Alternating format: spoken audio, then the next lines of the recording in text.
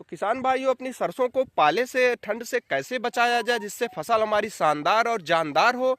तो किसान भाइयों, आज हम इस वीडियो में इसी बारे में चर्चा नमस्कार किसान भाइयों, देसी XYZ फार्मर 0.7 चैनल में आपका स्वागत है। किसान भाइयों, जैसा कि देख सकते हैं कि सरसों की फसल बहुत अच्छी खासी तरीके से तैयार होने के कागार पे है, अर्थात फूल अवस्था पे चल रही है। इसमें फलियां आने को तैयार हैं। किसी किसान भाइयों की फसल जो है जिसमें दाने भी पड़ना शुरू हो गए, अर्थात दानों का भराव भी अपनी सरसों की फसल में होना शुरू हो गया है। तो किसान भाइयों, दिसंबर का महीना चल रहा है। शीत कुहरा इस समय बहुत तेज पड़ रही है। गलन अर्थात ठंड काफी मात्रा में बढ़ गई है। अर्थात हमारी सरसों की फसल के लिए शीत कोहरा जो ठंडी है ये काफी नुकसानदायक होती है। अर्थात हमारी फसलों में पाला लगने की शिकायत सरसों में बहुत अत्यधिक बढ़ जाती है। तो किसान भाइयों, अपनी सरसों को पाले से ठंड से कैसे बचाया जाए जिससे फसल हमारी शानदार और जानदार हो। तो किसान भाइयों, आज हम इस वीडियो में इसी बारे में चर्चा करेंगे कि अपनी सरसों की फसल को पाले से कैसे बचाया जाए। तो किसान भाइयों, आप लोग वीडियो को अंत तक देखिएगा, वीडियो के अंत तक बने रहिएगा। आपको संपूर्ण जानकारी दी जाएगी कि आपको सरसों की फसल को पाले से कैसे बचाया जाए, क्योंकि बहुत महंगे महंगे बीज लोग लाते हैं। बहुत महंगे महंगे लोग बीज लाते हैं और इतनी खेती में इतना खर्चा बढ़ जाता है, जुताई से लेके बीज से लेके उर्वरा से लेकर के। और सरसों की फसल जब तैयार होने पे आती है, जब उसमें दाने भरने को आते हैं, तो वहां पर ठंडी ज़्यादा बढ़ जाने से क्या होता, पाले का प्रकोप होने से पूरी फसल बर्बाद हो जाती है। तो किसान भाइयों, चलिए हम बताते हैं आप अपनी सरसों की फसल को किस प्रकार कैसे बचा सकते हैं। पाले से बचाव के कुछ मुख्य उपाय किसान भाइयों हम आपको बताएंगे, जिससे आप कुछ हद तक अपनी सरसों को पाला लगने से बचा सकते हैं।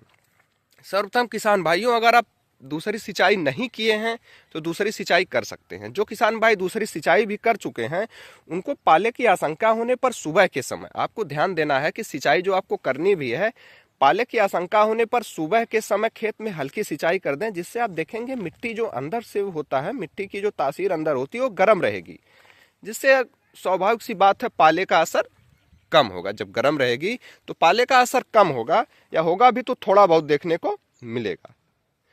दूसरा मुख्य घटक जो दोस्तों है सल्फर। आप पिछली वीडियो में भी आप देखे होंगे कि सल्फर की बातें होती रही हैं सरसों में डालने, क्योंकि सल्फर डालने से जो होता है हमारी सरसों में तेल की मात्रा बढ़ती है। तेल की मात्रा के साथ साथ दोस्तों सल्फर जो कीटनाशक भी होता है।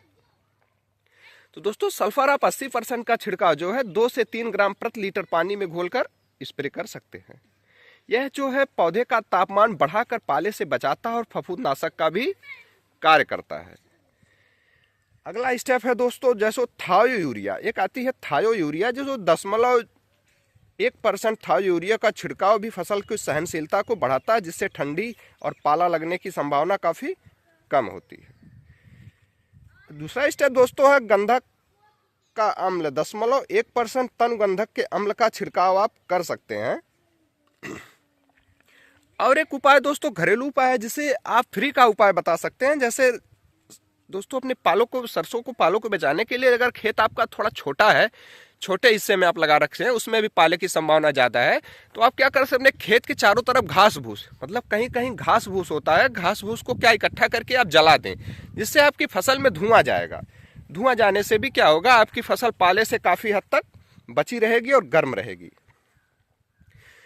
जैसे इसकी दोस्तों को निगरानी करनी पड़ती है, पाले और अन्य रोगों के लिए फसल की लगातार निगरानी करते रहें, जिससे लक्षण दिखने पर इस प्रकार का जो हमने उपाय बताया इसका उपाय जरूर करें। और खेत में पर्याप्त नमी बनाए रखें, जिससे पाले का अच्छी तरीके से बचाव हो। किसी भी दवा का छिड़काव करने से पहले अगर कोई बताता है आपको ये स्प्रे कर दें, वो स्प्रे कर दें, तो ऐसे स्प्रे करने से पहले आप एक बार किसी कृषि सलाहकार से जरूर सलाह लें। तो धन्यवाद दोस्तों। मेरे द्वारा दी गई जानकारी अगर आपको अच्छी लगी हो तो आप अपने जरूरतमंद किसान भाइयों को हमारी ये वीडियो जरूर शेयर करें और हमारे चैनल को सब्सक्राइब करें, हमारे वीडियो को लाइक करें। धन्यवाद दोस्तों। जय जवान जय किसान दोस्तों।